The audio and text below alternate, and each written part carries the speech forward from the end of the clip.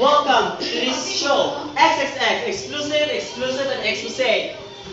Today we will have the most controversial teleserye in primetime media, the most influential and reality-based teleserye that hit our audience. Of our criticized said that it touches the heart of every Filipino. Ladies and gentlemen, please welcome the stars behind the hit series, The Legal Wife.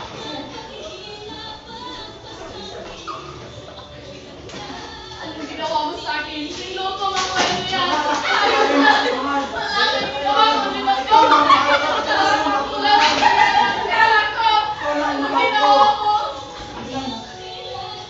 Ano bang kuisan mo?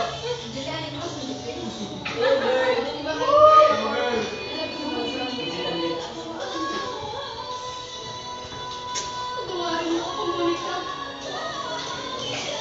Pinagkat ko lang ang tantol.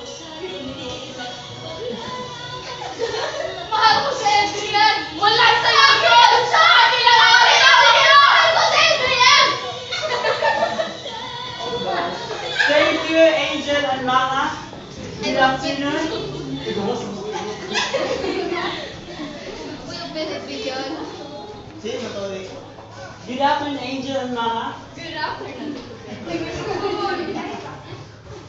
I am very proud to both of you for having a successful teleserye, The Legal Wife. And how do you feel now? And of course, to your fans who are kept on watching every night. It was funny to bench because when we were in NASA, people told us why we are bonding together with Maha. Because of the bench, we're expecting that Monica and Nicole are enemies in a real life situation. You know, I am very thankful because I am also a fan of The Legal Wife.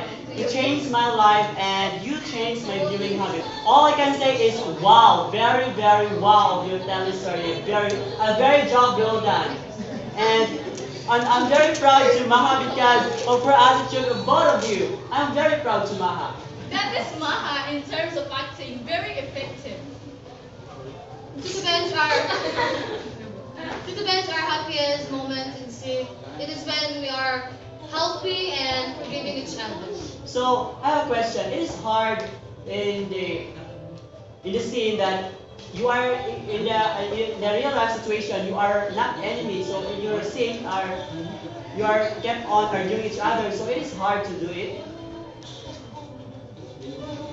You know, to the bench, in our taping, Angel said to me, yes, to the bench, I told Nicole that it is okay to her that I will be hurting it, you.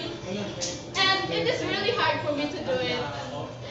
You know, to the bench, it's really hard for me to be happy on that day, Royal Rumble, because it is a time that no smile at all.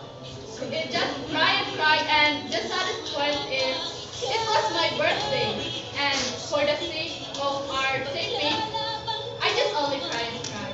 You're so brilliant on that scene, Angel, where you are together with Adrian. Until now, I felt very emotional and I tend to cry because it shows that you're so very good in acting.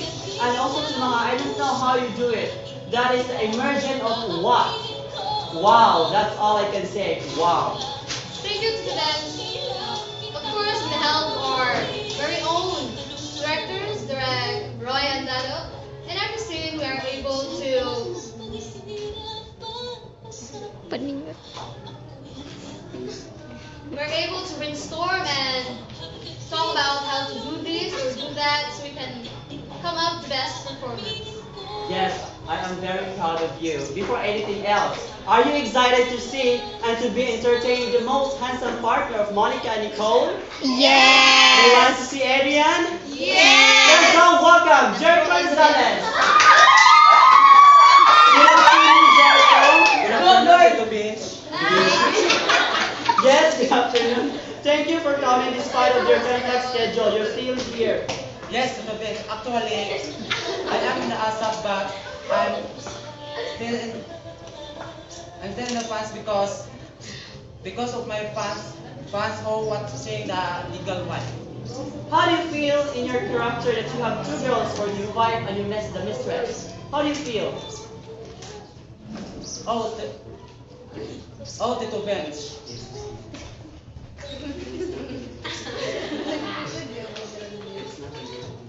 not easy to handle this kind of situation. I think Tito Bench because I am handsome. Oh. Yes, he is handsome because he chosen me as his legal wife, and I am also beautiful. It's going to trick you later on.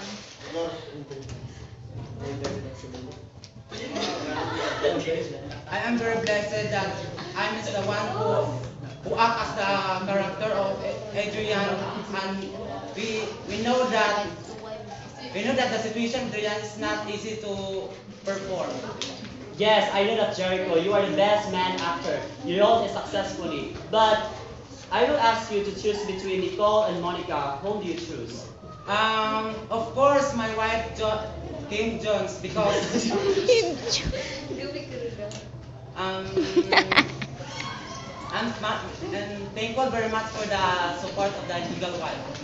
Okay, last question before our commercial breaks. What is your contribution in terms of being an actor or actress on this telestory, The Legal Wife? For me, Tito Bench, our collaboration. And the beautiful script our directors will send to us for us to read, and the instructions. And as a actress or actor, we are free to suggest if it is okay for this and that, the same will, if possible this and that, and they will also still consider us. Another matter is we are able to embrace ourselves, and after the director will set the instruction. Being an artist, we already know how to wide our emotions in the given form. We are so cooperation and what the two girls said that we are helping each other. So, you give thanks to your viewers and supporters. To mistress first. Mahal, watch later on. Deep in our hearts, we thank you for supporting us from beginning until ending. I am very happy in this story because in the end, you have learned more lessons. And Angel? I accept this project because I want to show to all of you how to hurt someone and how being hurt to other people. And to all viewers, be sick to your husband or wife because it is not easy to be hurt.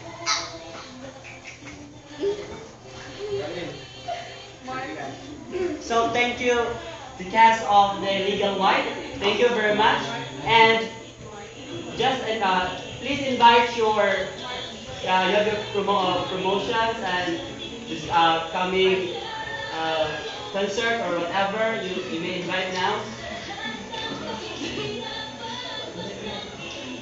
Or you have to thank your sponsors. Go.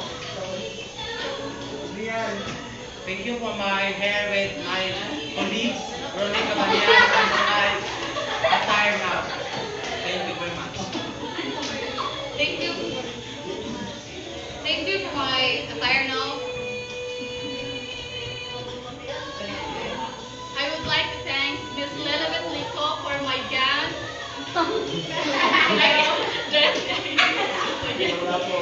And all viewers, we always watch The Legal One. And thank you guys. And I would like to thank my sponsors for my outfit today. ABCBN staff, and to my hair, Mr. Miller, and to all of you for to all of you guys, thank you. Are you excited to see the four beautiful ladies? Kim Chu, Julia Barreto, Kathleen Bernardo, and Nadine Lostre, and hear the controversial issues. Before that, let us have first a commercial break.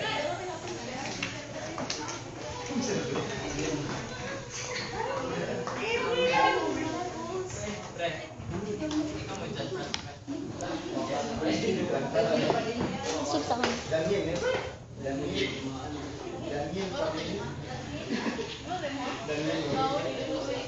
Asa mga commercial niyo, oy?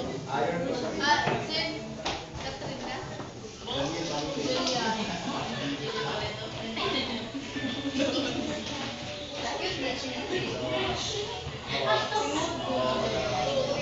Biji. Biji. Asa yung advertise?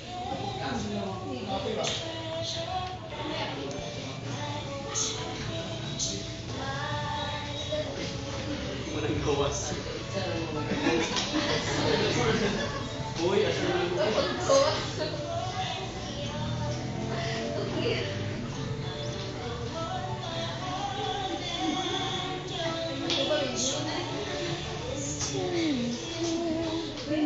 we are back to XXX, exclusive, and exclusive. So what we are waiting for, let's all welcome the gorgeous ladies in the industry. Gorgeous. Gorgeous. Gorgeous ladies in the industry. Kim Chu, Julia Barreto, Kathleen Bernardo, and Nadine Blusque. A big round of applause. Hi, Tita Ben. Hello guys. Good afternoon ladies. It's really that you're improving your beauties. Biji. Isbog ra ba gamay? Isbog. Ay, suki. Sama na siya And niglayo. Kathleen Bernardo, how do you feel about the issue of the new Pamilya? This is Bench. I am sad, but I'm still keep on praying that this issue will stop. And because we all know that our world today is very sensitive, full of insecurities. I'm good. I'm fine. Always to Daniel. I really appreciate you, Kathleen. What is your message to Daniel? I know that he's watching now. Daniel, I know that it is not easy to the issue I'm facing now. All I can say to you is stay strong, and I know that this issue will be solved. And I really wish you. I love you. I really feel the situation because Tito Bench, they are close to me. Actually, it's okay. How about you, Julia? She's still pretty. And thank you, Kathleen, for sharing us. And how about you, Julia? What can you say about this photo?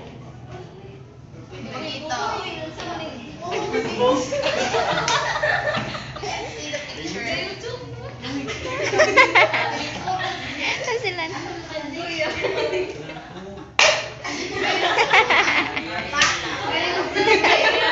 Technical error.